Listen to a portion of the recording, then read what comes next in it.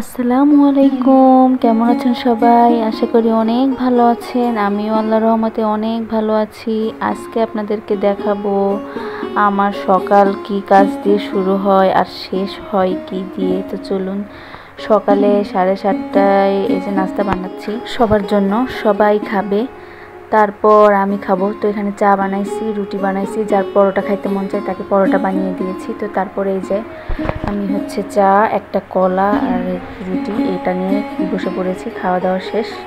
তো তারপরে 10:30টায় আবার দুপুরে রান্না শুরু। আজকে রান্না করছিলাম এই খুরা বা লাল ডাঁটা যেটা বলে, এটাই ডাল, পটল, আলু দিয়ে এরকম সিদ্ধ করে নিয়ে তারপরে বাগার দিয়ে এভাবে রান্না করলে অনেক টেস্ট লাগে। আপনারা অবশ্যই ট্রাই করবেন।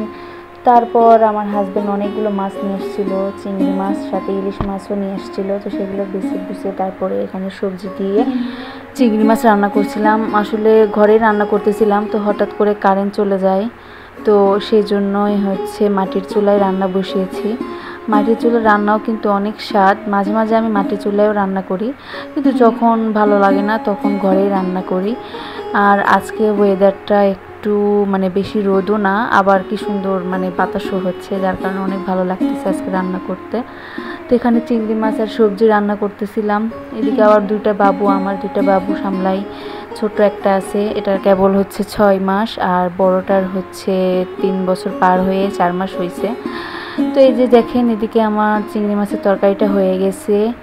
চিংড়ি মাছের তরকারি রান্না করতে করতে এদিকে আবার মনে করেন ইলিশ মাছ আনছিল, সেই ইলিশ মাছও রান্না করে নিলাম।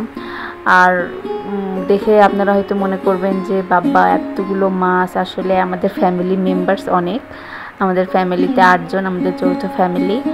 তো সেই জন্য এতগুলো, তো আমাদের 3 বেলায় রান্না করতে হয়। সেই জন্য এই যে এখন দুপুরে এটা রান্না করতেছি, এটা খাওয়া দাওয়া শেষ, তারপরে রাতের জন্য আবার রান্না করতে হবে। তো তারপরে বিকেলে আবার নাস্তা খাই সবাই। নাস্তা না করে না দিলে আবার মুখ বেজার করে থাকে, সেই জন্য আবার নাস্তা তাল নিয়ে এসেছিল শ্বশুর। তো সেই জন্যই সেই তালগুলো ছেনে তারপরে সেই মাটির চুলাতেই বড়া বানাচ্ছি।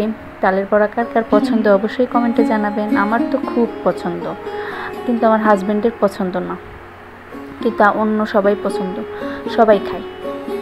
এদিকে তালের বড়া বানাচ্ছি, 3:30 পার হয়ে গেছে, কিন্তু খুব গরম আজকে। তো তারপরে মেয়ে বলছে, আম্মু আমাকে একটা কেক বানিয়ে দাও, আমি কেক খাবো। তো তারপরে ওকে আমি একটা কেক বানিয়ে দিয়েছিলাম।